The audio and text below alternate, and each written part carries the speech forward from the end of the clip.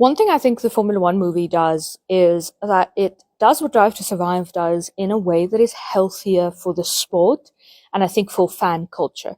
Drive to Survive is absolutely doing what it is intended to do, which is to teach people about Formula One, to draw them into Formula One.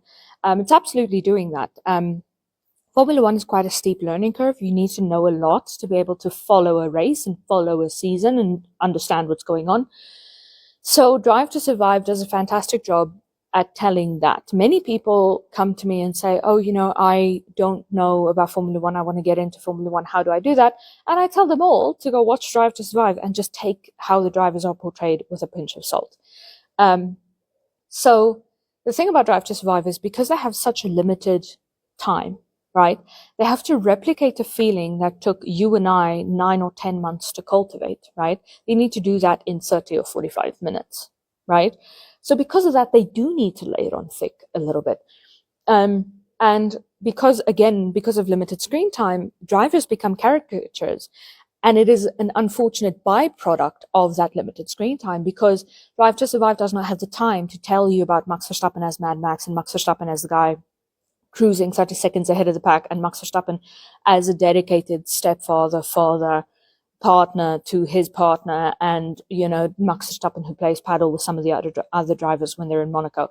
Drive to Survive doesn't have the time to tell you all of that, so they tell you only the part of Max Verstappen that is conducive to telling the story of the season, and that's what Drive to Survive is meant to do. I think because the Formula One movie is about fictitious drivers and a fictitious team, it tells you about the highs and the lows of Formula One and the complexities of it, not just, a driver's emotional complexity and not just the complexity of thousands of people working on a Formula One team, but the emotional complexity of all those thousands of people trying to work together.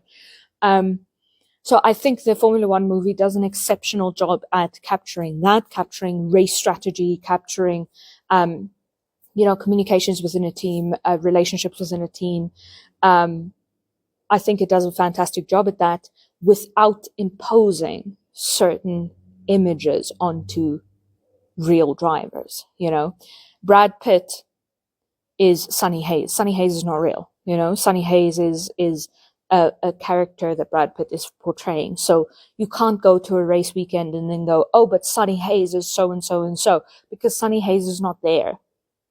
If I were to meet Brad Pitt on the street, I'd be like, yo, what up, Brad?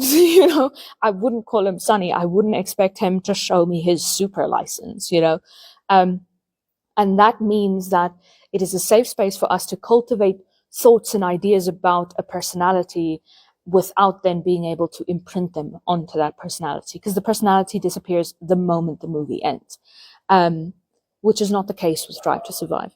Drive to Survive definitely does have its appeal in the sense that it's a series, it's an ongoing thing, so it does have its pros and cons. But I think this movie does a fantastic job at telling people about Formula One without interfering with the real ecosystem of Formula One.